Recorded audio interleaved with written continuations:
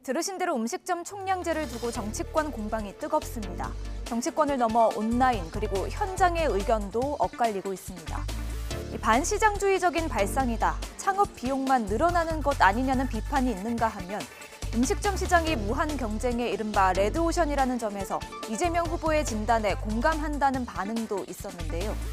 유명 외식 사업가이자 방송인인 백종원 더본코리아 대표도 지난 2018년 국정감사에 출석해 우리나라의 음식점이 너무 많다며 창업의 진입장벽을 높여야 한다고 주장했습니다.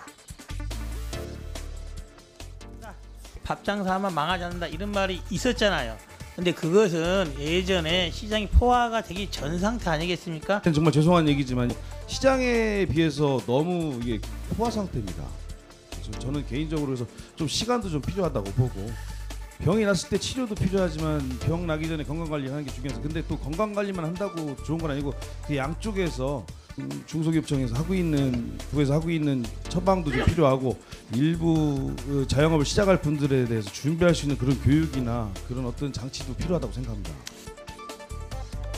실제 지난 2018년 우리나라의 외식업체 수는 인구 10,000명당 125개에 달하는 것으로 집계됐습니다. 일본의 2배, 미국과 비교하면 무려 6배나 많습니다. 외식업체 수가 지난 2007년 58만여 개에서 2016년 67만 개 이상으로 연평균 6.9%씩 꾸준히 증가한 결과인데요. 하지만 살아남기는 어렵습니다. 지난 2019년 기준 음식점업의 1년 생존율은 62.2%로 전체 평균에 미치지 못했습니다. 5년 이상 살아남은 업체는 10곳 가운데 2곳, 20.5%에 불과했습니다. 통계청 관계자는 음식점은 신생 소멸업체에서 법인보다 개인의 비중이 월등히 높다면서 영세한 자영업자의 창업 도전이 많다는 의미로 해석된다고 밝혔습니다. 이런 가운데 수익성도 악화하고 있습니다. 우리나라 외식업체당 매출액은 10만 달러 수준으로 일본과 미국에 비해 낮았고요.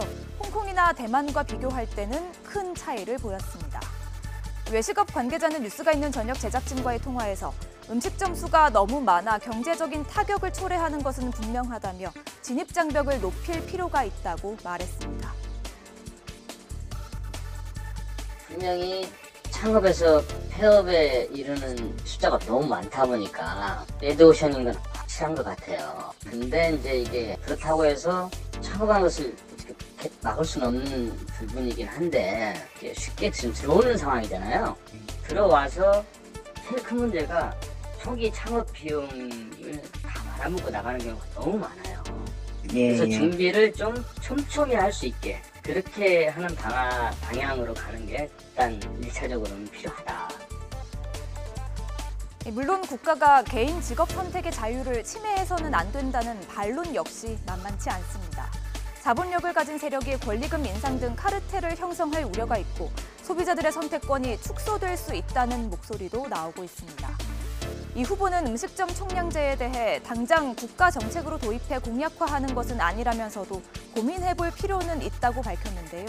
코로나19 사태로 위기에 처한 소상공인을 위한 해법은 무엇일까요? 뉴스가 있는 저녁 안기령입니다.